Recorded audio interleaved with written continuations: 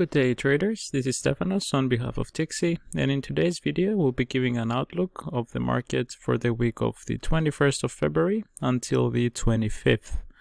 Before we get started, as always, please note that all of the ideas discussed in this webinar are my own opinions and do not make up for any form of investment or trading advice, neither any recommendations to buy or sell.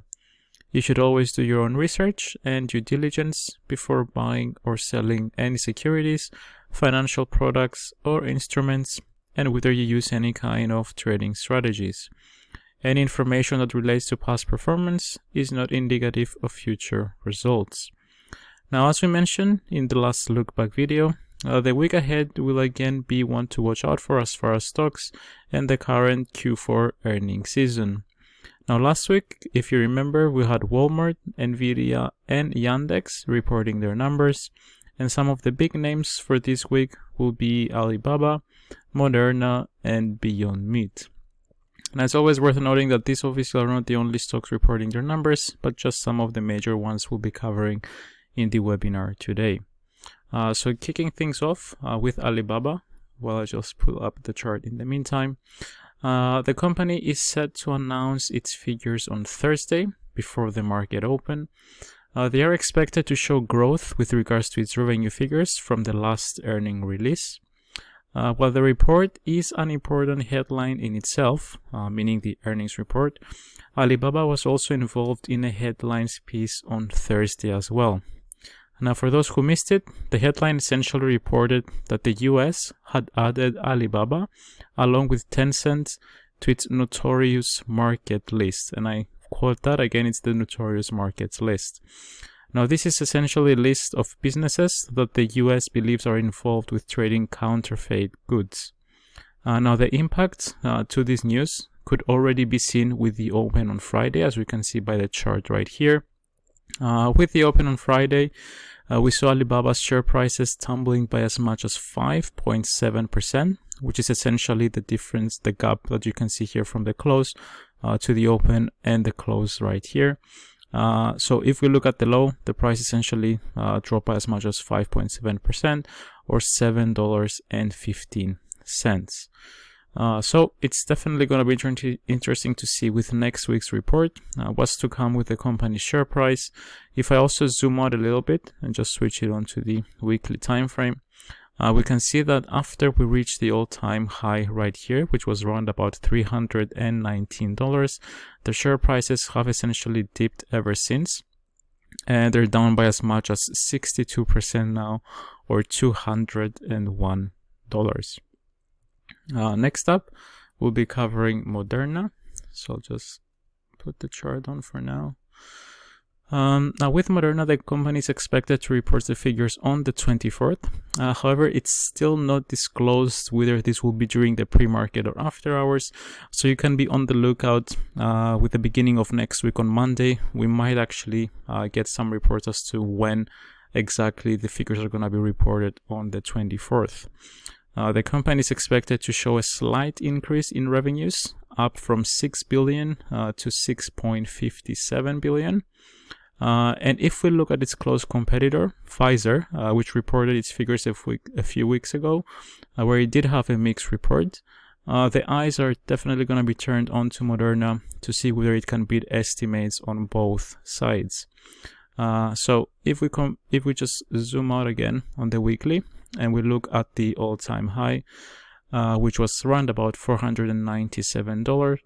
Its share price have dropped ever since, and they're down by as much as 72% now, or $359.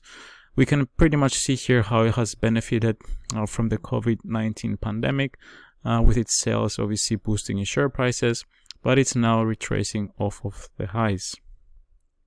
Next up, we're going to look at Beyond Meat, which is essentially going to be the third and last stock we'll be covering for this week's video.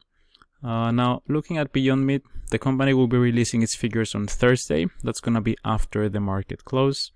Beyond Meat is actually expected to show a decrease in both its revenues as well as the EPS estimates. And something worth noting with regards to Beyond Meat is that the company showed a worse than expected EPS figure in the last 6 consecutive earnings releases. And zooming out on the chart, after the company had reached an all-time high of around about $239, its share prices are down by 78%. So it's the worst off one from the list that we cover today. So yeah, they're down by 78% or $187. So yeah, this is with regards to the stocks report for next week. So if those are some of the stocks that you want to have in your watch list, definitely keep an eye on for any additional reports that we might be getting on the days leading up to the earnings releases. Now, looking into Forex, something that's worth noting, and it's not only going to affect the FX markets, but the overall markets as well, is essentially the fact that we're going to be having public holidays in the US and Canada on Monday. So there will be no activity with regards to US stocks on Monday, as obviously the markets are going to be closed. And therefore, Forex price movements are expected to be a little bit thin on Monday. But with that being said, we will have, however, manufacturing PMI data coming out of Germany as well as the UK on Monday. But obviously, treat them with a grain of salt with regards to the actual figures and the impact on the currency exchanges, as we'll be obviously having the public holidays in the US. Moving on to Tuesday, this is when things are expected to potentially start picking up with consumer confidence figures coming out of the US. But the more important data will be released from Wednesday onwards, with inflation figures coming out of the Eurozone on Wednesday, followed by GDP figures coming out of the US and Germany on Thursday and Friday respectively. And lastly, we'll also be having the Bank of England Governor Bailey holding a speech on Wednesday around about midday. By looking up the charts, we can see that the euro dollar did rally over the last couple of days in this area right here. We are now retracing off of the swing high that we reached here. So with the reports next week, will definitely be interesting to see how the currency pair is going to be reacting to it. And the same essentially applies to the pound dollar. If I pull out the chart, we can see we had, if we were able to put the two charts of the euro dollar and the pound dollar side by side, we will have essentially seen this similar rally right here. We're now in a consolidation phase, testing the highs of the range here. So again, with the reports and the ongoing tensions between Ukraine and Russia, it will be interesting to see how and whether we'll be able to break out of this range and whether to the upside or downside. So yeah, as we're talking about the geopolitical tensions, we're going to be swiftly moving on to gold as well. Now gold, it had its biggest week in 3 months last week. And again, with the geopolitical tensions between Ukraine and Russia showing some signs of easing, however, still being uncertain, this could potentially further boost gold prices.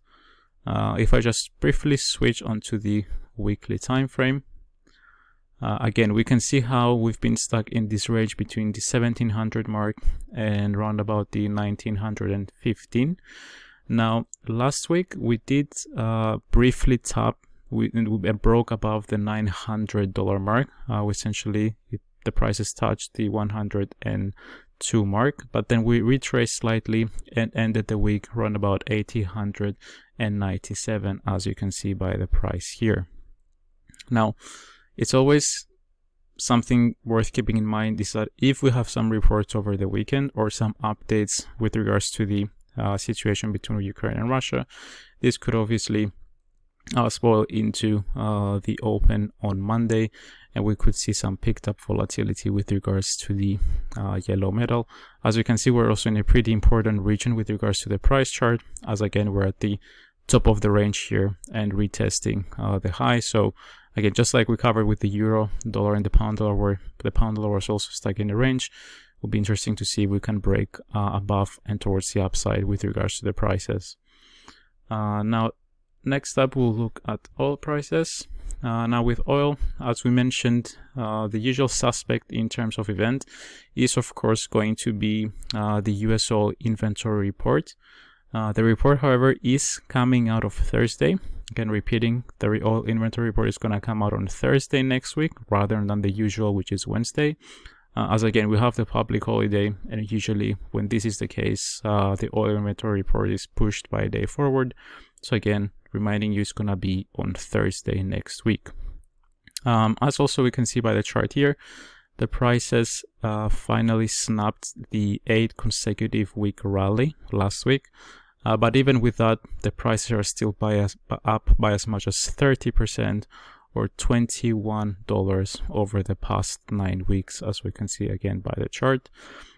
Fears over potential supply disruptions, again, due to the ongoing conflict between Russia and Ukraine, could further support its prices.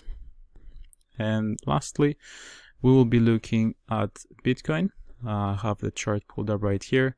I'll briefly remove one of the moving averages as we don't need the 8-period EMA. So this one, for this one, I'm keeping the 21-period EMA, which again is an indicator that you can also add on the charts here. If you look at the indicators, you can add the moving average. All you need to do is just right click here, edit settings, and you can switch it to whichever period you want and what type of moving average you want to be looking at. So yeah, this is the 21-period EMA. As we can see by the chart, prices are down by as much as 5% for Bitcoin, or $2,000 on the week at the time of recording this webinar. Now, with the close correlation between Bitcoin and the US equity markets being also quite high, it's no surprise how the cryptocurrency has declined, again with the main theme being the tensions between Ukraine and Russia. And this can also be clearly seen in the US equity markets, where we've been in a sell-off. If I briefly switch onto the S&P chart, we can see how we've reached this high right here, and we've essentially dipped ever since. And it's pretty much been the case with Bitcoin as well. Now, prices are still marginally above the $40,000 mark, as we can see right here. And with the RSI trading below the 50 area, now trading around about 42.75. We do have this support zone right here. Now we can see the prices bounce a little bit in the 2 weeks leading up to the this week's webinar.